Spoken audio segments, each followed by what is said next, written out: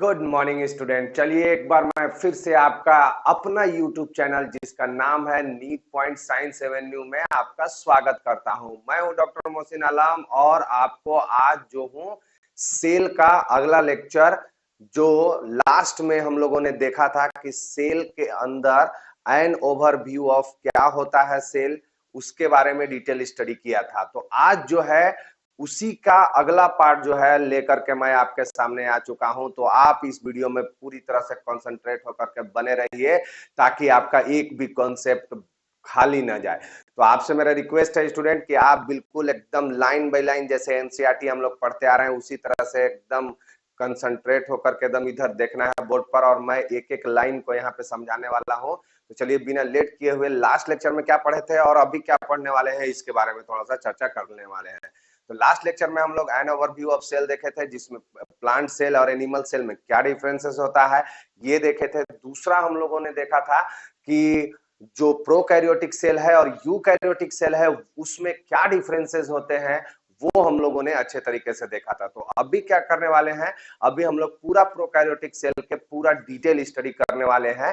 तो चलिए स्टार्ट करते हैं, और इस डिटेल स्टडी करने के लिए मैं बुला रहा हूं अपने कल्लू भैया को। तो चलिए कल्लू भैया को पहले मैं बुला लेता हूं कि आइए कल्लू भैया, और जरा बताइए हम लोगों को कि ये प्रोकैरियोटिक सेल क्या होता है। ये कौन है? कल्लू भैया। अब कल्लू भैया से ही पूछ लेते हैं हम लोग कि बताइए आप प्रोकैरियोटिक सेल क्या है। तो कल्लू भैया बोलते हैं कि पहले लिख तो लीजिए प्रोकैरियोटिक सेल। तो चलिए कल्लू भैया आप बताइए हमारे स्टूडेंट को कि प्रोकैरियोटिक सेल क्या है। तो कल्लू भैया कहते हैं कि देखिए मोहसिन जी, प्रोकैरियोटिक सेल जो है उसमें सबसे पहले कुछ ऑर्गेनिज्म इसमें इंक्लूड किए जाते हैं अकॉर्डिंग टू एनसीईआरटी, जिसमें कौन कौन से आते हैं। पहला आता है बैक्टीरिया, दूसरा आपका आता है माइकोप्लाज्मा, और तीसरा आपका आता है ब्लू ग्रीन एल्गी, और चौथा आपका आता है वो आता है PPLO, यानी कि प्लूरोन्यूमोनिया लाइक ऑर्गेनिज्म। हम बोले कि और कल्लू भैया और कुछ बताइए इन लोगों के बारे में। तो बोलते हैं हमारे कल्लू भैया कि ये जितने भी ऑर्गेनिज्म हैं वो सब किसके अंदर आते हैं, ये प्रोकैरियोट्स हैं एंड मोनेरा के अंदर आते हैं। मोनेरा के अंदर आते हैं। तो हम कल्लू भैया से पूछे कि भैया ये मोनेरा क्या है भैया। तो कल्लू भैया कहते हैं कि मोनेरा, देखिए बायोलॉजिकल क्लासिफिकेशन जब आपके स्टूडेंट क्लास 11th में पढ़ेंगे, और वो क्लास 11th में जाकर के जब 5 किंगडम क्लासिफिकेशन पढ़ेंगे RH व्हिटकर साहब का, तो वो उनको बताएंगे कि पूरे उन्होंने क्या किया था, पूरे लिविंग वर्ल्ड को और जो यहाँ पे जीव मौजूद रहते हैं उनको वो 5 किंगडम में डिवाइड किए थे, जिसमें सबसे पहला था मोनेरा, दूसरा था प्रोटिस्टा, तीसरा था फंगी, चौथा था प्लांटी, इसके बाद एनिमिलिया। तो ये इसमें जितने भी मोनेरंस हैं वो सब प्रोकैरियोटिक सेल के अंदर आते हैं। और यहां तक कल्लू भैया कहते हैं कि यही नहीं, अभी और सुनिए क्या कहते हैं कि ये जो RH व्हिटकर साहब जो थे यही बात नहीं बोले, बोले कि जितने भी मोनेरंस हैं सब प्रोकैरियोटिक सेल होते हैं। अब तो ये प्रोकैरियोटिक सेल होते हैं। तो इसके बाद जो है हम और पूछे कि और आगे बताइए हमारे स्टूडेंट को भाई क्या और आगे इसमें मोनेरा के अंदर बताना चाहते हैं, यानी कि प्रोकैरियोटिक सेल के अंदर। तो कल्लू भैया कहते हैं कि ये चारों ऑर्गेनिज्म जो है वो प्रोकैरियोट्स है, और वो यूकैरियोटिक सेल से स्मॉलर होते हैं, यानी कि यूकैरियोटिक सेल से क्या होते हैं, छोटे होते हैं। यानी कि इनका अगर साइज का अगर हम लोग बात करें, साइज का अगर बात करें इनका, किनका, इनका, तो ये कितना से कितना वेरी कर सकते हैं, ये लगभग या तो 0.1 से लेकर के 0.3 माइक्रोमीटर तक होते हैं। ठीक है, तो इस तरह से 0.1 एंड 0.3 माइक्रोमीटर तक देखने के लिए मिलता है इनका साइज। इसके बाद इससे और थोड़ा बड़ा मिलते हैं, 1 से 2 माइक्रोमीटर का भी होता है। लेकिन अगर यही यूकैरियोटिक सेल का अगर साइज का बात कर दे, यूकैरियोटिक सेल का अगर साइज का बात कर दे तो कम से कम जो है वो 10 से लेकर के 20 माइक्रोमीटर तक का होता है। तो इस तरह से आप देख सकते हैं स्टूडेंट कि ये जो साइज है इसके कंपैरिजन में काफी छोटा है। इसीलिए कल्लू भैया कहते हैं कि ये जो प्रोकैरियोटिक सेल है वो यूकैरियोटिक सेल से छोटे होते हैं। हम कहे भैया ये एनसीईआरटी में दिया हुआ है क्या? तो भैया बोलते हैं कि चलिए ना आप एक बार स्लाइड तो बढ़ाइए। देखिए स्लाइड जैसे ही बढ़ाइएगा आप ये, तो आपको जो है खुद ब खुद ये समझ में आ जाएगा कि क्या यहाँ पे है। एनसीईआरटी भी कहता है देखिए कि प्रोकैरियोटिक सेल को bacteria, blue green algae, mycoplasma और प्लूरोनिमोनिया लाइक ऑर्गेनिज्म रिप्रेजेंट करते हैं। तो मेरा बात सही हो गया, कल्लू भैया बोलते हैं। इसके बाद दूसरा देखिए, इसमें दिया हुआ है, दूसरा लाइन दिया हुआ है कि यह समानता यूकैरियोटिक सेल से छोटी होती है। और एक खास बात यह है कि ये बहुत फास्ट ग्रो करते हैं, यानी कि जो प्रोकैरियोटिक सेल होते हैं वो काफी फास्ट ग्रो करते हैं। तो इस तरह से मतलब मल्टीप्लाई जो है वो काफी तेजी से करते हैं इस तरह से। तो अब यहाँ पे देखिए जो साइज है, एक एनसीईआरटी का ये फिगर नंबर 8.2 दिया हुआ है यहाँ पे, जिसमें ये साइज अगर आप देखें स्टूडेंट तो ये टिपिकल बैक्टीरिया जो होते हैं वो उनका अगर साइज देखिएगा तो 1 से 2 माइक्रोमीटर का दिया हुआ है।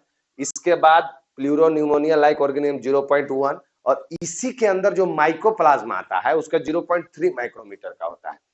फिर यहाँ वायरसेस तो चूंकि ये सेल में होते ही नहीं है, लेकिन फिर भी उसका साइज दिया हुआ है कि कितना छोटा है ये। तो हमको बेसिकली ये देखना है कि ये जो बैक्टीरियल है यानी कि प्रोकैरियोट्स हैं और ये यूकैरियोटिक सेल का ये जो साइज है वो आप खुद ब खुद देख सकते हैं कि डिफरेंसेस है। इसके बाद अगला लाइन एनसीईआरटी और क्या कहता है कि ये शेप तथा साइज में वेरी कर सकती है, यानी कि शेप साइज तो हम लोग देख लिए, लेकिन ये शेप में भी अलग अलग होते हैं। यानी कि जो बैक्टीरियल सेल होते हैं यानी कि प्रोकैरियोटिक सेल्स होते हैं वो क्या होते हैं, वो शेप में भी अलग अलग हो सकते हैं। तो चलिए हम लोग देखते हैं कि भाई शेप में जो है इन लोग कैसे अलग अलग होते हैं। तो उसमें अगर आप देखिएगा तो आपको पता चलेगा कि जो बैक्टीरियल सेल हैं यानी कि प्रोकैरियोटिक सेल वो शेप के बेसिस पर, on the basis of shape, तो वही बात कल्लू भैया ही हमको बताएंगे कि on the basis of shape के मतलब शेप के बेसिस पर ये जो बैक्टीरिया होते हैं वो कितने तरह के होते हैं। तो बताइए कल्लू भैया आप। ओ नहीं है, आइए चलिए, किधर चले गए थे भैया, आइए चलिए। तो आ गए हमारे कल्लू भैया, दिख रहे हैं आप लोगों को। अब ये बताएंगे कि शेप के बेसिस पर कितने टाइप के प्रोकैरियोटिक सेल होते हैं। तो बताइए भैया कितने टाइप के होते हैं। चलिए तो बोलते हैं कल्लू भैया बोलते हैं कि देखिए जो पहला होता है वो बैसिलस होता है। ये 4 तरह के होते हैं, 4 टाइप्स के होते हैं। चलिए तो हम बोले वाह, यानी कि 4 प्रकार के होते हैं। तो चलिए बताइए कल्लू भैया कि ये 4 प्रकार के कौन कौन से होते हैं। तो ये बोलते हैं कि ये बैसिलस जो रोड शेप का होता है, क्या रोड शेप, ये रड रड की तरह होता है क्या? तो कल्लू भाई बोलते हैं कि जी, कैसे होते हैं, रोड शेप का, इस तरह से, इस तरह से होंगे, इस तरह से, इस तरह से। तो ये रॉड शेप के होंगे। होंगे और कल्लू भाई और दूसरा बताइए। तो दूसरा ये बताते हैं कि दूसरा जो होता है बैसिलस के बाद क्या होता है, ये होता है विब्रियो, विब्रियो। और ये कैसा होता है कल्लू भैया? तो ये बताते हैं कि ये कोमा शेप का होता है, कोमा शेप का होता है। तो हम कहे कि इसका थोड़ा शेप बना के दिखा दीजिए ताकि हमारे स्टूडेंट को भी अच्छा से समझ में आ जाए कि एक्चुअली में ये कैसा होता है। तो बोलते हैं कि बनाइए इसको, ये देखिए। तो ये कोमा की तरह दिख रहा है, इसीलिए कल्लू भैया हमारे बोल रहे हैं कि ये कोमा शेप के होते हैं। इसके बाद तीसरा जो होता है स्टूडेंट वो क्या होता है, कोकस, कोकस। और वो कैसा होता है, स्पाइरल शेप का होता है, अरे सॉरी स्फेरिकल का, स्फेरिकल शेप का होता है, यानी कि ऐसे राउंड डबल भी हो सकता है, ऐसे ट्रिपल भी हो सकते हैं। तो इस तरह से ये होते हैं। हम की और और बताइए, लास्ट वाला बताइए कल्लू भैया, कैसा कैसे होते हैं? तो ये बोलते हैं कि जो चौथा होता है शेप का, और ये कैसा कैसे अपीयर होते हैं? स्पाइरल शेप के होते हैं। ये कैसे अपीयर होते हैं? Spiral shape. हमको एक बार फिगर बना दीजिए भैया, इस तरह से।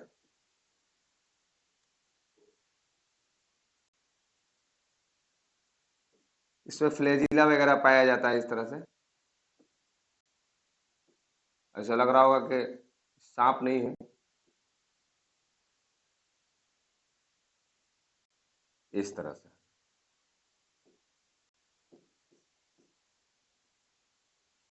इस तरह से ये चूंकि स्पाइरल स्पाइरल कैसा होता है? ये स्प्रिंग आप लोग देखे होंगे स्टूडेंट, स्प्रिंग की तरह ये थोड़ा सा अपना अपने आप को स्ट्रक्चर को इस तरह से मोड़ता है, इसीलिए इसको स्पाइरल शेप का बोला जाता है। ठीक बोले ना कल्लू भैया? कल्लू भैया बोलते हैं जी सर। इसके बाद जो है ये जो हम लोगों ने क्या देखा कि on the basis of size देख लिए थे हम लोग कि साइज जो होता है वो बैक्टीरियल सेल का कैसा होता है, शेप हम लोग देख लिए कि ये कैसा होता है।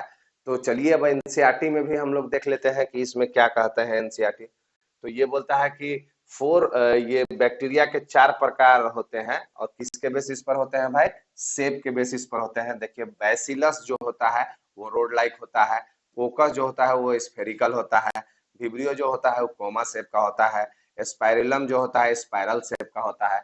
और इसको जो है यहाँ पे आप देख सकते हैं कि ये एनसीईआरटी का ही फिगर है जो बायोलॉजिकल क्लासिफिकेशन में दिखाया गया है। तो वहां पे ये देखिए चारों आपको यहाँ पे देखिए, कोकस जो होते हैं इस तरह के होते हैं, बैसिलस देखिए इस तरह के होते हैं, और स्पाइरिला जो होता है इस तरह का होता है। इसमें देखिए दोनों तरफ इंड में फ्लैजिलम पाए जाते हैं, और ये विब्रियो देखिए कोमा शेप का आपको दिख रहा है। फिर इसके बाद एक लाइन बहुत ही इंपॉर्टेंट बोलता है यहाँ पे, क्या बोलता है? कल्लू भैया बताते हैं कि प्रोकैरियोटिक सेल के शेप तथा फंक्शन में वाइड वैरायटी होने के अलावा प्रोकैरियोटिक सेल का ऑर्गेनाइजेशन बिल्कुल ही क्या होता है? लगभग समान होता है। यानी कि क्या कह रहा है ये एनसीईआरटी का लाइन कि प्रोकैरियोटिक जो सेल है वो शेप में अलग हो सकते हैं, साइज में अलग हो सकते हैं, उनका फंक्शन अलग हो सकता है, बट अगर उनका ऑर्गेनाइजेशन, उनका अगर स्ट्रक्चर का अगर हम बात करें तो वो स्ट्रक्चर जो है वो लगभग लगभग इन लोगों के अंदर क्या पाया जाता है? सेम पाया जाता है।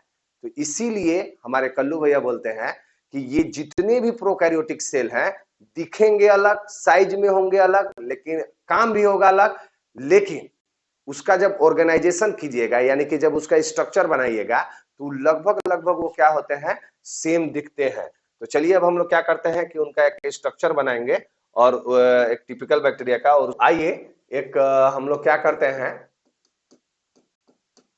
टिपिकल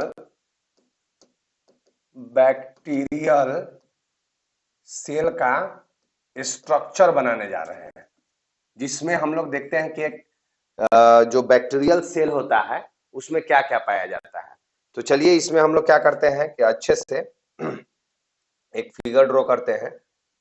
हमारे कल्लू भैया बताएंगे, हम लोगों को हेल्प करेंगे जो यहाँ पे मौजूद है। अब बार बार इनका फिगर बनाना थोड़ा सा, क्योंकि और सारा फिगर बनाना है हमको, तो कल्लू भैया थोड़ा छोटे टाइप के हो गए हैं, वो अब हम लोगों को दूर से ही बताएंगे ताकि इधर ज्यादा से ज्यादा जो है हम लोग फिगर को ड्रॉ कर सके। तो एक बेसिकली अभी हम लोग क्या करने वाले हैं स्टूडेंट, एक ऐसे बेसिकली फिगर बनाएंगे और फिर उनके पार्ट्स के बारे में जानेंगे, और सिर्फ जानेंगे, और इसके बाद डिटेल से हम लोग उसका फंक्शन क्या होता है फिर आगे एकदम एनसीईआरटी के लाइन बाय लाइन को भी समझेंगे और उसका फंक्शन भी वहां पे देखते चलेंगे। तो चलिए एक टिपिकल बैक्टीरियल सेल को अगर बनाया जाए तो उसमें जो सबसे आउटर लेयर होता है,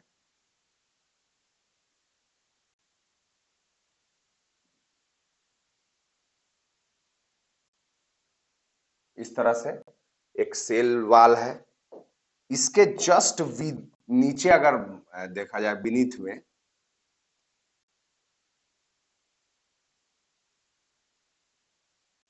इस तरह से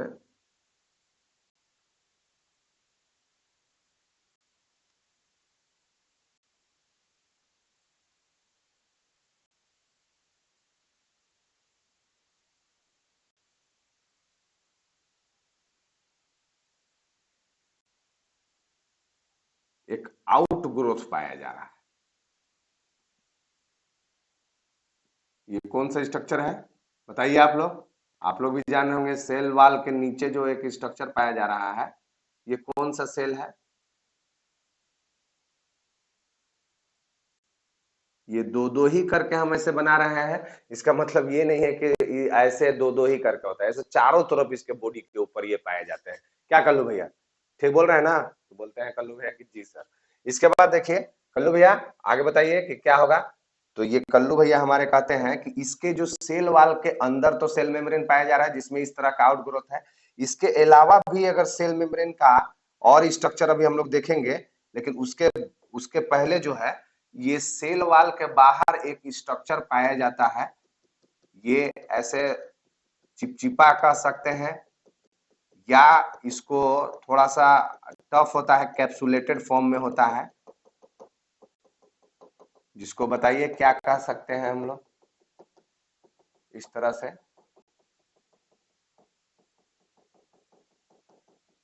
ये स्ट्रक्चर है ये। तो इसके सेल वाल के बाहर में ये स्ट्रक्चर पाया जाता है। अब ये इसका नाम लिख ले कल्लू भैया जी। कल्लू भैया बोले आपको सुनाई दिया कि नहीं? ये बोलते हैं, हम इनसे पूछ रहे हैं कि भैया बताइए ये जो ग्रीन कलर से आउटर में बताए हैं सेल वाल के बाहर, उसका क्या नाम है? तो ये बोलते हैं कि इसका नाम ग्लाइकोकैलिक्स होता है। क्या होता है? ग्लाइकोकैलिक्स। इसके बाद जो है कल्लू भैया हमारे बताते हैं कि ये जो येलो कलर का है, इसको हम लोग क्या बोल रहे हैं भाई?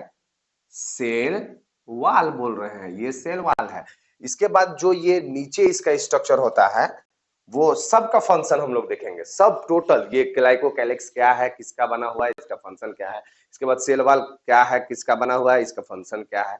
लेकिन अभी हम लोग एक टिपिकल बैक्टीरियल सेल बना रहे हैं जिसमें सभी स्ट्रक्चर को एक बार हम यहाँ पे ड्रॉ करेंगे, ठीक है। इसके बाद नीचे में ये जो स्ट्रक्चर है स्टूडेंट, इसको हम लोग क्या बोलते हैं? इसको बोलते हैं सेल मेम्ब्रेन। और इसके बाद ये जो सेल मेम्ब्रेन है उसका ये आउट ग्रोथ का एक्सटेंशन यहाँ पे मौजूद है, जिसको पिल्ली बोलते हैं या फिम्ब्रिएई। इसको फिम्ब्रिएई बोला जाता है, पिल्ली बोला जाता है या क्या बोला जाता है? फिम्ब्रिएई बोला जाता है। इसके बाद जैसे ही इसके अंदर आप घुसते हैं तो हमारे कल्लू भैया बोलते हैं कि इसके अंदर जो है क्या पाया जाता है? एक सेमी फ्लूइड मैट्रिक्स पाया जाता है। इस तरह से आप लोग भी जानते हैं कि सेल मेम्ब्रेन के नीचे जो है क्या पाया जाएगा? एक सेमी फ्लूइड मैट्रिक्स पाया जाएगा, जिसको क्या बोलते हैं? ये टिमटिमाता हुआ, इसको बोला जाता है साइटोप्लाज्म।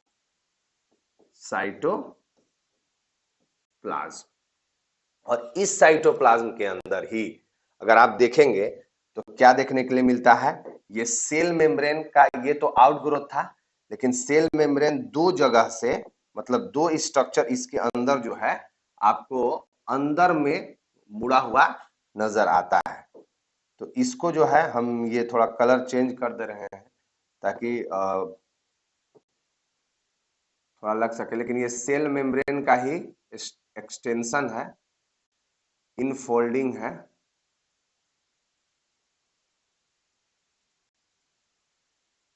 इस तरह से यानी कि सेल मेम्ब्रेन जो है अंदर की तरफ, यहाँ पे क्या हुआ था? बाहर की तरफ था, और ये सेल मेम्ब्रेन अंदर की तरफ इन्वेजिनेट है। उसको हम लोग क्या बोलते हैं? इसको बोला जाता है मेसोसोम।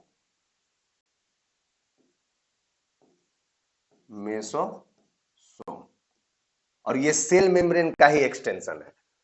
तो और हम बोले कल्लू भैया से कि कल्लू भैया आप ये बताइए कि और कुछ मॉडिफिकेशन होता है क्या सेल मेम्ब्रेन का? तो कल्लू भैया बोलते हैं जी अभी देखिए एक और इसका मॉडिफिकेशन आपको देखने के लिए मिलेगा। अगर आप देखिएगा तो कहीं पे एक और स्ट्रक्चर यहाँ पे इस तरह से इसी से अटैच होकर के ये देखने के लिए मिलता है किसी किसी बैक्टीरिया सेल के अंदर। और इसके अंदर जो है कुछ इस तरह का पिगमेंट्स पाए जाते हैं। हम कहें कि पहले ये बताइए कि इस स्ट्रक्चर का नाम क्या है? तो ये कल्लू भैया हमारे बोलते हैं कि इस स्ट्रक्चर का नाम है, किसी किसी बैक्टीरिया में पाया जाता है, क्रोमैटोफोर। क्रोमैटोफोर हम कहें कि ये किस में पाया जाता है भैया, तो ये बोलते हैं कि क्रोमैटोफोर कुछ बैक्टीरिया के अंदर, जो फोटोसिंथेटिक बैक्टीरिया हैं उनके अंदर ये पाया जाता है। और ये किन के अंदर पाया जाता है, फोटो, जैसे कि साइनो बैक्टीरिया। एग्जाम्पल में अगर देखेंगे तो साइनो बैक्टीरिया जो है वो एक ऐसा बैक्टीरिया है जो फोटोसिंथेसिस करता है। यानी कि इस क्रोमैटोफोर के अंदर क्या पाया जाता है, पिगमेंट्स पाया जाता है। क्या पाया जाता है, पिगमेंट। और ये पिगमेंट क्या करता है, हेल्प इन फोटोसिंथेसिस। किसको, कुछ बैक्टीरिया के अंदर, जैसे कि साइनो बैक्टीरिया उसमें आते हैं। तो ये भी जो है वो सेल मेम्ब्रेन का इनफोल्डिंग है। अंदर की तरफ ये स्ट्रक्चर पाया था जिसके अंदर ये देखिए कुछ पिगमेंट्स पाए जा रहे हैं, कुछ पिगमेंट्स हैं। और यही पिगमेंट्स एक ऐसा पिगमेंट्स होता है जैसे हायर प्लांट के अंदर क्लोरोफिल होता है, कैरोटीनॉइड्स होता है, जेंथोफिल होता है, उसी टाइप के जो है स्टूडेंट इसके अंदर पिगमेंट्स पाए जाते हैं। तो हम कहे और भैया, और कल्लू भैया और कुछ है इसमें एक्सटेंशन, तो बोलता है कि एक और हम कह के बता दीजिए वो भी, ताकि हमारे स्टूडेंट को वो भी क्लियर ही हो जाए कि वो क्या कौन सा स्ट्रक्चर है। तो कहने का मतलब है कि वो जो है, अब देखिए यहाँ पे बनाएंगे, यहाँ पे वो क्या होता है कि एक बेस टाइप का स्ट्रक्चर इस तरह का होता है, इस तरह का एक बेस स्ट्रक्चर होता है। और इसी बेस के ऊपर, इसी बेस के ऊपर एक इस टाइप का स्ट्रक्चर निकला हुआ होता है, इस टाइप का, ये इस टाइप का स्ट्रक्चर निकला होता है। और उसमें से भी एक पतला तंतुनुमा स्ट्रक्चर ये बाहर आया हुआ रहता है। देखिए इसको क्या बोलते हैं, पूरा को कम से कम बता दीजिए। तो ये बोलते हैं कि पूरा को फ्लेजिलम कहा जाता है। इस पूरे स्ट्रक्चर को, ये पूरे स्ट्रक्चर का अगर हम लोग बात करें, इसको हम लोग क्या बोलते हैं,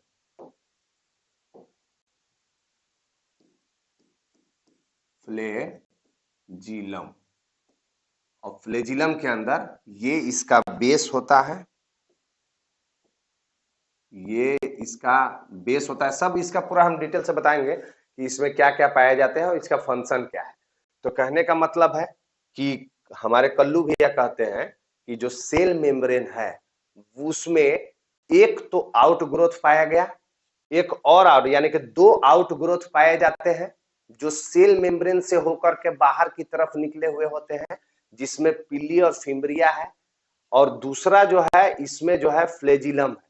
ये जो फ्लेजिलम है ये भी सेल मेम्ब्रेन का ही आउट ग्रोथ होता है।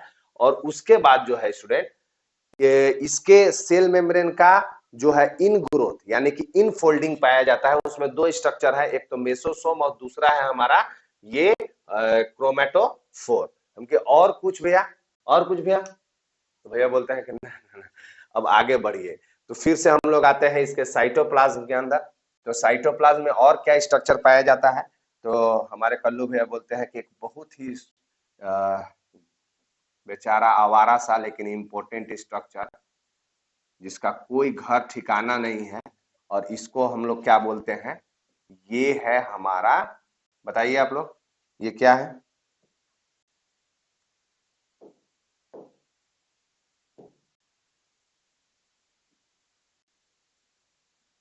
ये क्या है, तो ये है genomic DNA, genomic DNA.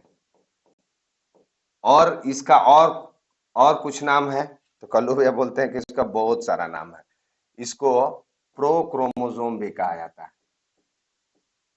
Chromosome भी कहा जाता है।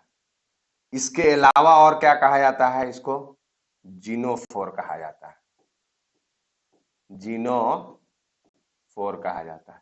और क्या कहा जाता है, तो ये बोलते हैं इंसिपिएंट न्यूक्लियस कहा जाता है।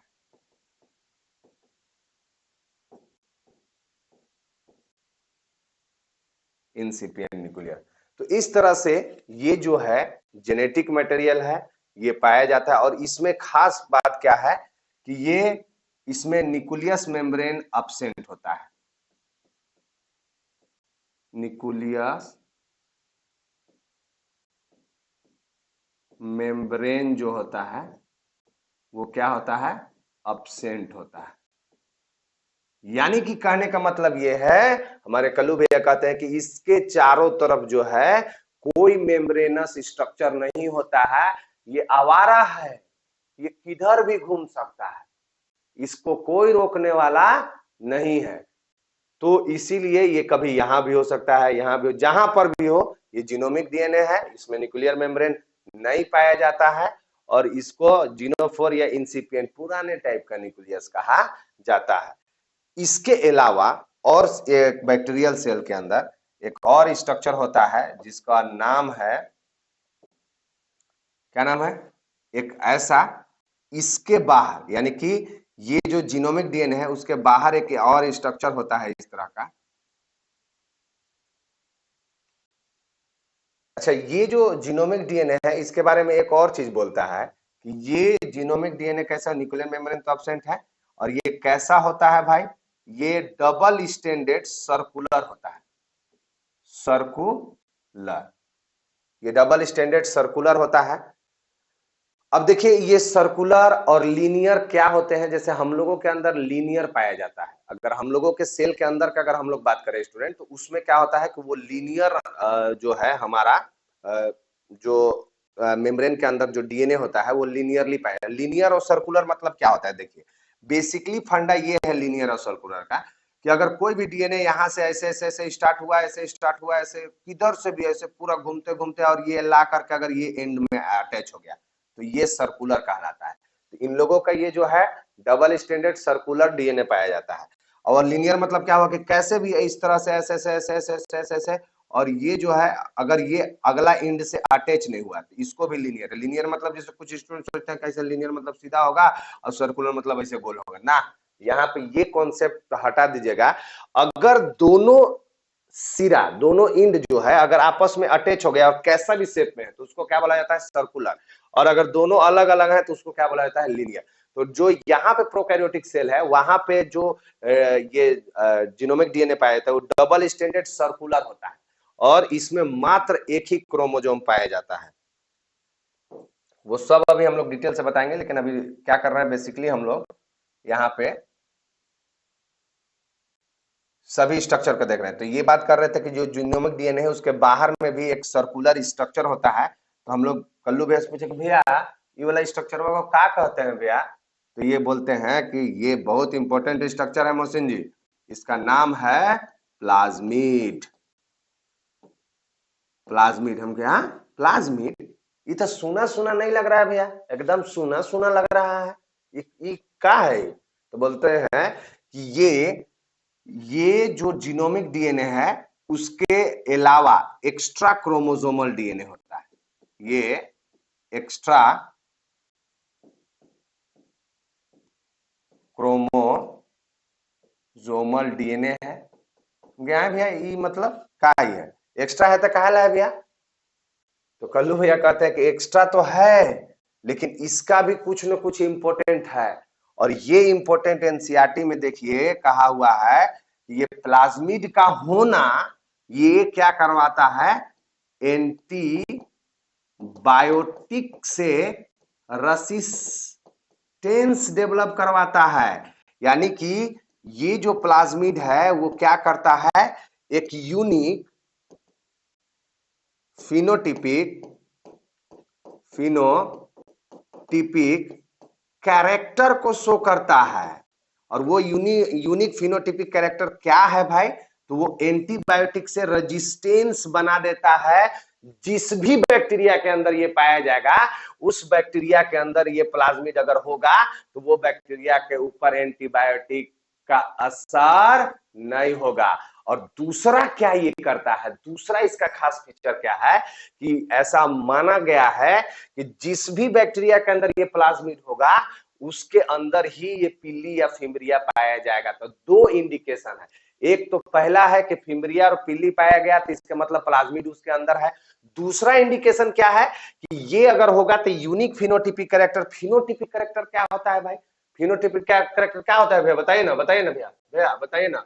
तो फिनोटिपिक कैरेक्टर क्या होता है, तो हमारे कल्लू भैया बोलते हैं कि ये फिनो मतलब होता है कि दिखने में, मतलब जो बाहरी से दिखे। एक जीनोटिपिक होता है, एक फिनोटिपिक होता है। जीनोटिपिक मतलब जीन से रिलेटेड, मतलब अंदर से जो दिखे, और फिनोटिपिक मतलब जो बाहर से हो। तो फिनोटिपिक मतलब क्या होता है कि बाहर से जब एंटीबायोटिक आप इसको दीजिएगा तो ये क्या करेगा, ये उसको डिस्ट्रॉय नहीं होगा। यानी कि जब एंटीबायोटिक जो हम लोग खाते हैं अगर इनका इन्फेक्शन हो गया तो अगर ये प्लाज्मिड वाला है तो ये एंटीबायोटिक से इसको रेजिस्टेंस बना देता है, इसको डिस्ट्रॉय नहीं होने देगा। तो कल्लू भैया से पूछे कहा है भैया तो कैसे होगा हम लोग का भैया, हम लोग तो फिर अति हो जाएंगे ना भैया, हम लोग तो ठीक है नहीं होंगे। तो बोलते हैं कल्लू भैया का बकाइए नहीं, एक ही दो टाइप का नहीं, सब एंटीबायोटिक से रेजिस्टेंस डेवलप नहीं करवाता है। हम दिखाएंगे दो एंटीबायोटिक है, पेनिसिलिन और मतलब जिसमें एम्पिसिलिन आता है, और ये जो है टेट्रासाइक्लिन। तो ये मतलब एम्पिसिलिन और टेट्रासाइक्लिन जो है दो एंटीबायोटिक से ये रेजिस्टेंस डेवलप करवाते हैं। और यही नहीं, इसका और क्या काम है आगे हम लोग बताएंगे, अभी पूरा डिटेल से जब फंक्शन पढ़ेंगे तो उसमें भी देखेंगे। लेकिन थोड़ा सा यहाँ पे बेसिकली चूंकि नया करेक्टर है तो एनसीईआरटी में कहता है कि ये जो है जब आप हायर क्लास यानी क्लास 12th में चलिएगा तो वहां पे बायोटेक्नोलॉजी के अंदर जब भी बैक्टीरिया के अंदर कोई कैरेक्टर को चेंज करना रहता है तो फॉरेजिन डीएनए को, यानी कि बाहर के जो डीएनए के जो हमको इच्छा है जिसको हम चेंज करना चाहते हैं उसको इसी पर लोड करके और हम लोग ट्रांसफर करते हैं। और वहां पे आज इसी का देन है स्टूडेंट कि आज इतने टाइप के वेराइटी ऑफ जो राइस है, जो टोमेटो है, जिसमें आज कैसे भी मौसम में हम उगा पाते हैं, तो उसमें जिन का जो रेजिस्टेंस डेवलप करवा के किए हैं तो वो ये प्लाज्मिड का बहुत बड़ा रोल है। तो इस तरह से ये प्लाज्मिड हो गया। हम बोले कल्लू भैया क्योंकि और कुछ इसके अंदर पाया जाता है क्या भैया, तो कल्लू भैया बोलता है कि अभी देखिए ना और है स्ट्रक्चर जिसमें क्या क्या क्या होता है। हम कह के बताइए, अब आप ही ना बताइएगा। तो बोलते हैं कि इसमें जो है इस टाइप का ऐसे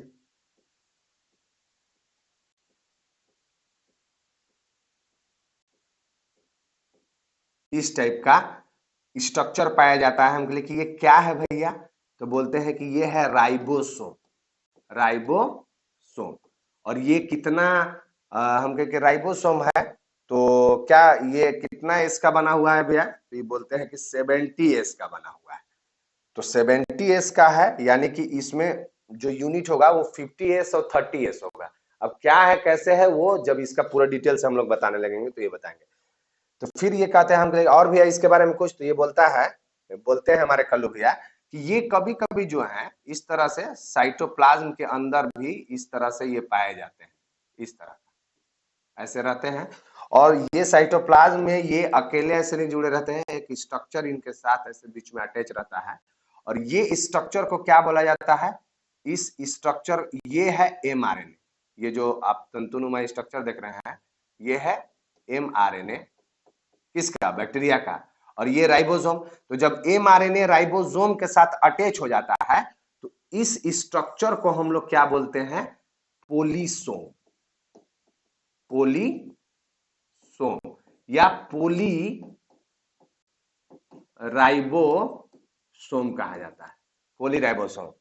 हम कहे वाह, और इसका कुछ काम भैया, तो बोलते हैं कि यही जो प्रोटीन सिंथेसिस में मदद करवाते हैं ये करेंगे। हम कहे और इसमें कुछ स्ट्रक्चर पाया जाता है, और कुछ स्ट्रक्चर पाया जाता है भैया, बताइए भैया। तो कल्लू भैया हमारे कहते हैं कि जी एक और खास फीचर होता है बैक्टीरियल सेल के अंदर जो यहाँ पे आपको देखने के लिए मिलेगा। और वो जो है अगर देखिएगा यहाँ पे इस तरह से, कभी स्टार शेप में, कभी राउंड शेप में, कैसे भी हो सकता है इस तरह से। हम कहें ये सब क्या है, ये सब क्या है, तो ये बोलते हैं कि ये जितने भी स्ट्रक्चर आपने देखा ये कहलाते हैं इंक्लूजन्स, इंक्लूजन। इंक्लूजन। तो हम पूछे कि फिर नया चीज ये इंक्लूजन क्या है?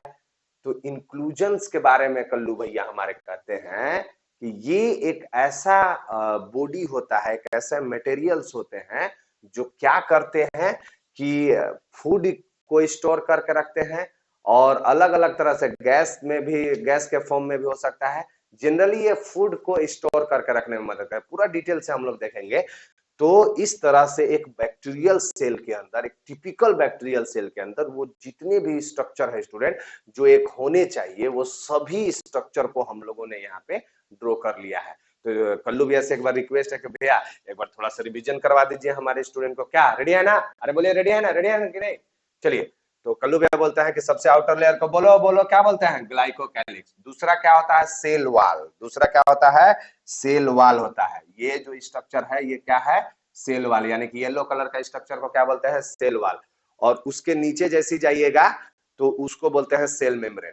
तो कल्लू भाई बोलते हैं कि 1 मिनट थोड़ा सा रुकिएगा मोहसिन जी।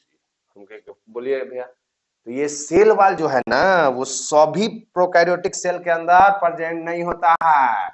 ये किसके अंदर? Accept mycoplasma. माइकोप्लाज्मा यानी कि माइकोप्लाज्मा के अंदर नहीं पाया जाता है। यानी कि बैक्टीरिया सेल के अंदर शुरू में ही बताए थे कि वहां पे कौन कौन सा होता है? एक तो बैक्टीरिया, दूसरा माइकोप्लाज्मा बताए थे हम।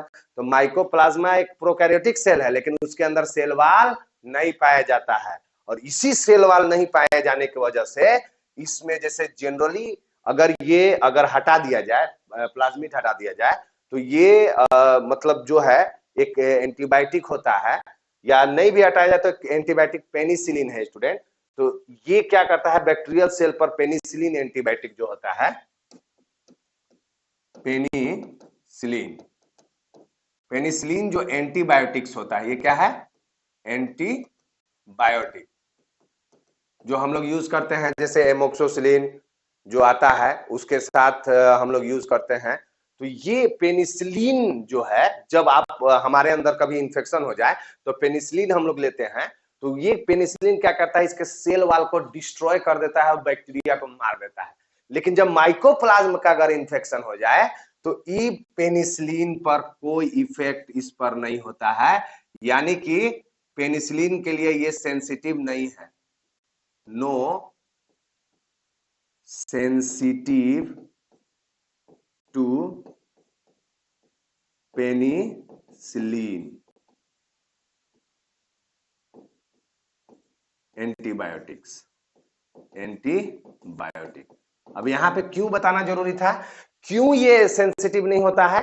क्योंकि इसके अंदर सेल वाल नहीं है। और सेल, क्योंकि पेनिसिलिन कहां पे वर्क कर रहा है? सेल वाल के ऊपर वर्क कर रहा है। इसीलिए यहाँ पे तो सेल वाल माइकोप्लाज्म के ऊपर ये सेल वाल एब्सेंट रहता है। ये सिर्फ सेल मेम्ब्रेन पाए, तो सेल मेम्ब्रेन पर पेनिसिलिन का इफेक्ट नहीं होता है।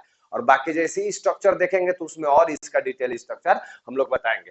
तो इस तरह से ये सेल वाल के बारे में हुआ। और सेल वाल माइकोप्लाज्मा के अंदर एब्सेंट होता है। इसके बाद सेल मेम्ब्रेन में हम लोग देखें कि 2 आउट ग्रोथ होता है और 2 इन ग्रोथ होता है। आउट ग्रोथ में पिल्ली और फ्लैजिलम आते हैं, और इन ग्रोथ में मेसोसोम और क्रोमेटोफोर आते हैं। जैसे ही इसके अंदर घुसिएगा तो एक सेमी फ्लूइड मैट्रिक्स पाया जाता है जिसको साइटोप्लाज्म कहते हैं।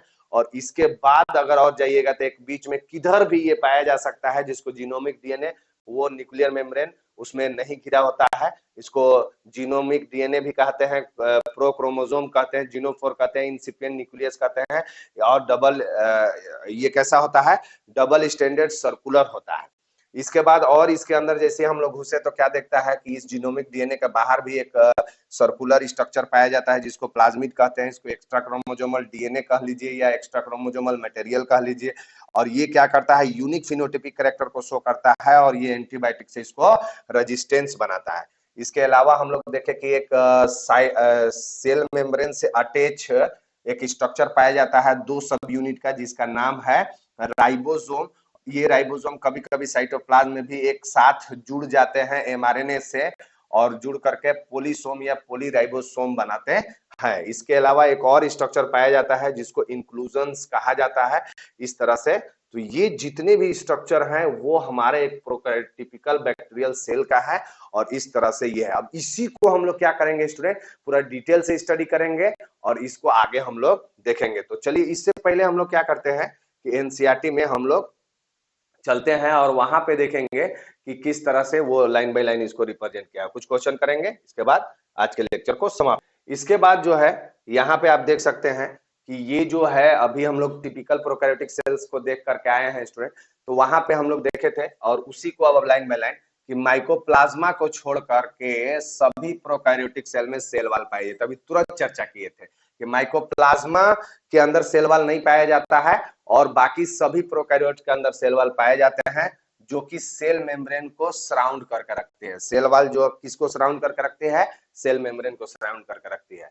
तो अब देखिए, तो इसमें जो है अगला लाइन ये बोलता है कि the fluid matrix fill with the cell in the cytoplasm. इसके अंदर क्या पाया जाता है, मैट्रिक्स पाया जाता है, फ्लूइड मैट्रिक्स, जिसको साइटोप्लाज्म, तुरंत हम लोग अंदर घुसे थे। और फिर वहां पे बोला there are no well defined nucleus, यानी कि आप वहां पे देखिएगा कि जैसे साइटोप्लाज्म में जाइएगा तो वहां पे वेल डिफाइंड न्यूक्लियस नहीं होता है, जो उसका जेनेटिक मटेरियल किधर भी घूमता है, जीनोमिक डीएनए जिसको हम लोग बोल रहे थे, तो उसको हम लोग क्या बोलते हैं कि ये जो जेनेटिक मटेरियल बेसिकली नेकेड होता है, मतलब उसमें सेल मेम्ब्रेन से घिरा नहीं रहता है, तो वो कैसा है, नेकेड है, और अर्थात न्यूक्लियर मेम्ब्रेन से वो घिरा हुआ नहीं होता है। तो ये हम लोग देख लिए। तो कहने का मतलब है कि क्वेश्चन देखिए 2015 में पूछा हुआ था नीट के अंदर कि which of the following structure is not found in prokaryotic cell, इसमें से कौन सा ऐसा स्ट्रक्चर है जो प्रोकैरियोटिक सेल में नहीं पाया जाता है। तो अभी तुरंत हम लोग पढ़े मेसोसोम पाया जाता है कि नहीं, ये तो पाया जाता है।